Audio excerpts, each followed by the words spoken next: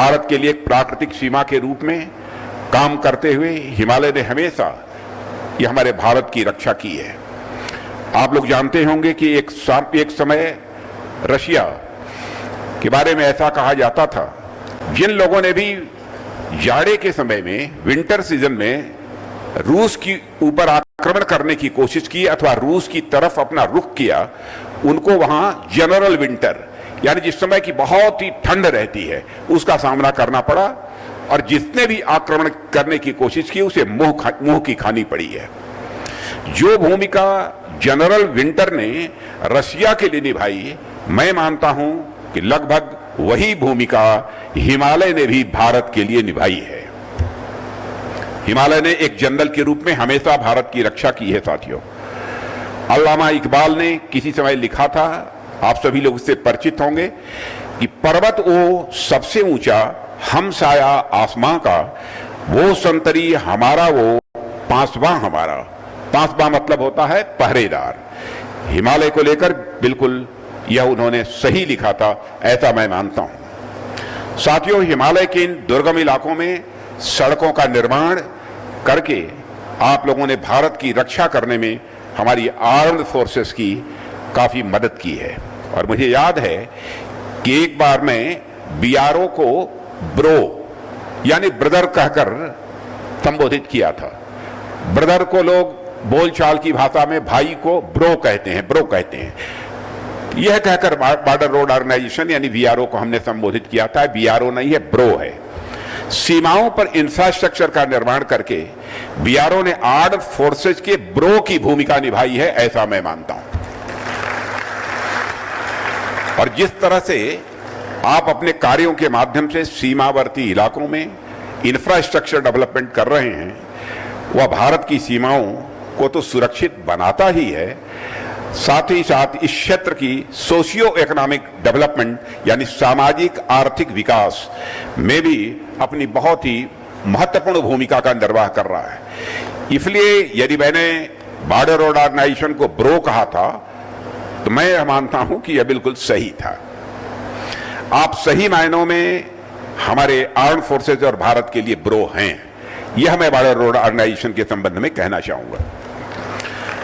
और साथियों, मुझे बताया गया है कि आज 90 प्रोजेक्ट्स का इनॉग्रेशन हो रहा है, जिसमें अनेक रोड्स, ब्रिजेज, रनवेज, हेलीपैड्स और टनल शामिल हैं। और मुझे ध्यान आता है कि एक समय था जब बीआरओ के द्वारा किसी प्रोजेक्ट की शुरुआत की जाती थी तो सबसे पहले उस प्रोजेक्ट को शुरू होने में ही काफी लंबा समय लग जाता था, और यदि सौभाग्य से प्रोजेक्ट प्रारंभ में शुरू भी हो गया तो उसमें ऐसी कागजी अड़चनें भी आती थी कि उन्हें खत्म होने में एक बहुत लंबा समय लग जाता था। यानी बीआरओ के प्रोजेक्ट्स का इनॉग्रेशन लंबे अंतराल के बाद हुआ करता था। लेकिन अब तो मुझे आए दिन यह सुनने को मिल जाता है कि बॉर्डर रोड ऑर्गेनाइजेशन ने फला जगह पर प्रोजेक्ट की शुरुआत कर दी है, तो वही फला जगह पर प्रोजेक्ट कंप्लीट भी कर लिया है। यह जानकारी बराबर मिलती है। प्रोजेक्ट्स का इतनी तेजी से पूरा होना आप सभी कर्मयोगियों की मेहनत, लगन और हमारी सरकार की मोदी जी के नेतृत्व में जो पॉलिटिकल कमिटमेंट है, एक राजनीतिक जो प्रतिबद्धता है, उसका परिणाम मैं मानता हूं। और हमने बॉर्डर रोड ऑर्गेनाइजेशन के साथ मिलकर यह भी सुनिश्चित किया है कि देश की सुरक्षा और सीमावर्ती क्षेत्रों में विकास को लेकर हम पूरी तरह से प्रतिबद्ध हैं। और आज जिस इफिशियंसी से आप लोग काम कर रहे हैं, बीआरओ के लिए कहना चाहता हूं, जिस इफिशियंसी से आप लोग इस समय काम कर रहे हैं और जितनी तेजी से प्रोजेक्ट्स को भी पूरा करने का काम कर रहे हैं, उसके लिए मैं आप सभी को तहे दिल अपनी हार्दिक बधाई भी देता हूं। इन प्रोजेक्ट्स के जल्दी खत्म हो जाने के कारण मुझे आप लोगों से जल्दी जल्दी मिलने का अवसर भी मिलता रहता है। और मैं इतनी बार आप लोगों के बीच आ चुका हूं, कभी डॉक्टर जितेंद्र सिंह जी बतला रहे थे, जुगल किशोर जी, कभी कुछ ही समय पहले आप यहां से थोड़ी दूर पर आए थे। मैं इतनी बार आप लोगों के बीच आ चुका हूं कि कई बार तो मुझे ऐसा लगता है कि अब आपके बीच आऊंगा तो मैं बोलूंगा क्या, क्योंकि हर बार कोई ना कोई बात बोल चुका हूं। मतलब मेरे शब्द कम पड़ जाते हैं बॉर्डर रोड ऑर्गेनाइजेशन के कार्यक्रमों में जब मैं आता हूं। साथियों, आप सभी देश के सीमावर्ती इलाकों में इंफ्रास्ट्रक्चर डेवलपमेंट का कार्य करते हैं। एक से बढ़कर एक कठिन दुर्गम जो इलाके हैं जहां पर पांव रखना भी लगभग यह मुश्किल होता है, वहां भी आपने रोड्स, टनल, ब्रिजेस का जाल बिछा दिया है। लेकिन साथियों, मेरे हिसाब से आपकी यह सफलता मात्र इस बात पर में नहीं है कि आपने देश के दुर्गम इलाकों में कोई सड़क बना दी है या कोई बहुत बड़ा ब्रिज बना दिया है। निश्चित रूप से यह काम तो कठिन है ही। दुर्गम इलाकों में कोई सड़क बना दी है या कोई बहुत बड़ा ब्रिज बना दिया है, निश्चित रूप से यह काम तो कठिन है ही। और यदि आप उस कठिन काम को पूरा करते हैं तो यह आपकी सफलता का ही एक मापदंड है, आपकी सफलता का ही एक मानक है। लेकिन सही मायने में आपकी सफलता इस बात के लिए नहीं है कि आप किस प्रोजेक्ट को पूरा कर देते हैं। आपकी असली सफलता तो यह है कि इतने दुष्कर और मुश्किल से दिखने वाले कामों को भी आपने अपनी मेहनत से बहुत आसान बना दिया है। आप देश के लोग बॉर्डर एरियाज में इंफ्रास्ट्रक्चर डेवलपमेंट को कोई बड़ी उपलब्धि नहीं बल्कि उसे नॉर्मल मानने लगे हैं। और किसी एम्बिशियस प्रोजेक्ट, महत्वाकांक्षी परियोजना को शुरू करना और उन्हें समय पर पूरा करना न्यू इंडिया का यह एक न्यू नॉर्मल बन चुका है, मैं ऐसा मानता हूं।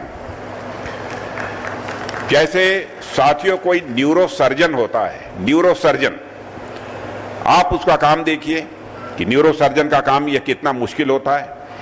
लेकिन जैसे जैसे वह अपने काम में एक्सपर्ट होता जाता है, उसके काम करने की गति, उसके काम करने की क्षमता यह बढ़ती जाती है।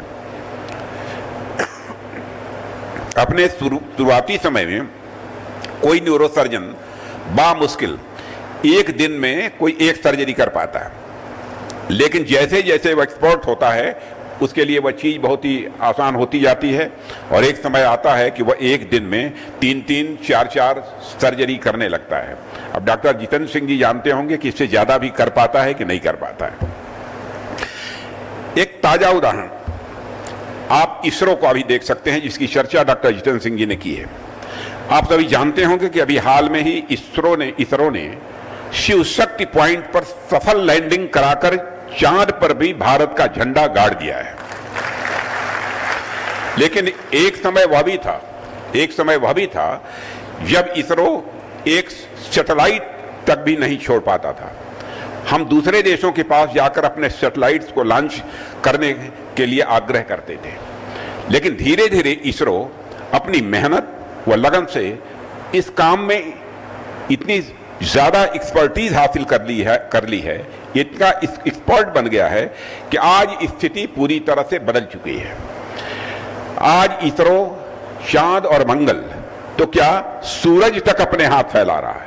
चांद और मंगल क्या, अब तो सूरज तक इसरो अपने हाथ फैला रहा है और यह भारत के लिए तो सैटेलाइट लॉन्च कर ही रहा है, साथ ही दुनिया के अलग अलग देशों के 400 से अधिक सैटेलाइट स्पेस में इसरो लॉन्च कर चुका है। यह है हमारे इसरो की ताकत। आज सैटेलाइट लॉन्च करना इसरो के लिए बिल्कुल बाएं हाथ का यह खेल बन गया है। ठीक उसी प्रकार सीमावर्ती इलाकों जो दुर्गम और बहुत ही कठिन माने जाते हैं, वहां पर भी इंफ्रास्ट्रक्चर डेवलपमेंट करना, मैं समझता हूं बॉर्डर रोड ऑर्गेनाइजेशन के लिए ये बाएं हाथ का खेल बन चुका है। और आज आप सबकी यह मेहनत का ही यह परिणाम है कि आपने इस कठिन व मुश्किल से दिखने वाले काम को भी इतना आसान बना दिया है। और आप देखिए कि अक्टूबर 2020 में मैंने बालीपरा चार द्वार तवांग मार्ग पर 500 मीटर लंबी नेचुफू सुरंग की नींव रखी थी। नेचुफू, जिसको आपने देखा होगा भी। अभी 3 साल भी नहीं हुए कि आपने इस प्रोजेक्ट को कंप्लीट कर दिया और आज मुझे इस बात की अत्यंत प्रसन्नता हो रही है कि मैं इस सुरंग को राष्ट्र को समर्पित कर दिया मैंने।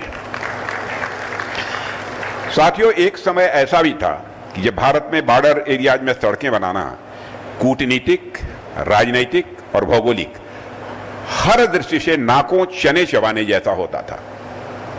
यह एक कठिन काम है लेकिन इस कठिन काम को भी जिस तरीके से बॉर्डर रोड ऑर्गेनाइजेशन ने इसे आसान बनाया है और जिस तरीके से आप सभी इसके अभ्यस्त हो गए हैं, उसके लिए आप सभी को मैं पुनः एक बार अपनी हार्दिक बधाई देता हूं।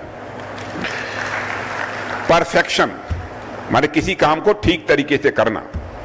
परफेक्शन आप लोगों की अचीवमेंट नहीं है, परफेक्शन आप लोगों की अचीवमेंट नहीं, आपकी उपलब्धि नहीं, बल्कि यह आप लोगों की आदत बन चुकी है, ऐसा मैं बॉर्डर रोड ऑर्गेनाइजेशन के लिए मानता हूं। यह बॉर्डर रोड ऑर्गेनाइजेशन का अचीवमेंट नहीं है, बल्कि यह आप लोगों का स्वभाव बन चुका है, यह आदत बन चुकी है। यह कोई साधारण बात किसी ऑर्गेनाइजेशन के लिए नहीं कही जाएगी। और साथियों, आज इस शुभ अवसर पर बॉर्डर रोड ऑर्गेनाइजेशन पूर्वी लद्दाख के न्योमा में एयरफील्ड पर भी काम शुरू करने जा रहा है और इसे लद्दाख में अग्रिम चौकियों पर तैनात सैनिकों के लिए स्टेजिंग ग्राउंड के रूप में विकसित किया जाएगा। और यह दुनिया के सबसे ऊंचे हवाई क्षेत्रों में से एक होगा। पूरे ऊंचे हवाई क्षेत्रों में से एक होगा कि सबसे ऊंचा हवाई क्षेत्र होगा? सबसे ऊंचे हवाई क्षेत्रों में से एक होगा, जो हमारे सशस्त्र बलों के लिए एक गेम चेंजर जैसा होगा, ऐसी मेरी चला है कि बॉर्डर रोड ऑर्गेनाइजेशन को हाल में ही शिंकुला सुरंग के निर्माण का भी यह काम सौंपा गया है, जो हिमाचल में लाहौल स्पीति को लद्दाख के जास्कर घाटी से यह जोड़ेगा। यह हिमाचल और लद्दाख के बीच ऑल वेदर कनेक्टिविटी प्रदान करेगा। और मुझे यह भी बताया गया है कि 15,855 फीट की ऊंचाई पर यह सुरंग स्थित है। दुनिया की सबसे ऊंची सुरंग होगी, जो बॉर्डर रोड ऑर्गेनाइजेशन द्वारा स्थापित एक और अनोखा यह नया रिकॉर्ड बनेगा, ऐसा मेरा विश्वास है। ऐसे अनेक प्रोजेक्ट्स हैं जिन पर काम करते हुए बॉर्डर रोड ऑर्गेनाइजेशन ने न सिर्फ नए रिकॉर्ड्स बना रहा है, बल्कि सीमावर्ती इलाकों में इंफ्रास्ट्रक्चर का भी डेवलपमेंट कर रहा है और राष्ट्र की सुरक्षा में अपना महत्वपूर्ण योगदान भी दे रहा है। साथियों, बॉर्डर एरिया में इंफ्रास्ट्रक्चर को बढ़ावा देना यह राष्ट्रीय सुरक्षा के लिए तो कारगर होता ही है, साथ ही साथ यदि कोई नेबरिंग कंट्री यानी हमारा कोई पड़ोसी देश हमारे साथ कोऑपरेशन की भावना रखता है, तो यह हमारे बीच की कनेक्टिविटी को भी यह बढ़ावा देता है। म्यांमार, भूटान आदि अनेक ऐसे देश हैं जहां पर बॉर्डर रोड ऑर्गेनाइजेशन ने सीमावर्ती इलाकों में इंफ्रास्ट्रक्चर बिल्ड कर हमारे बीच पीस एंड कोऑपरेशन को बढ़ाने में काफी सहायता की है। इसलिए सरकार में आने के बाद से ही अपने प्रधानमंत्री मोदी जी के नेतृत्व में हमने विशेष रूप से सीमावर्ती क्षेत्रों में विकासात्मक गतिविधियों को तेज किया है। और साथियों, आप सभी के प्रोजेक्ट्स यानी बॉर्डर रोड ऑर्गेनाइजेशन के प्रोजेक्ट्स और काम करने का तरीका, इसे मैं सिविल मिलिट्री फ्यूजन का भी एक बहुत बड़ा उदाहरण मानता हूं, एक बहुत बड़ी इसे मिसाल मानता हूं।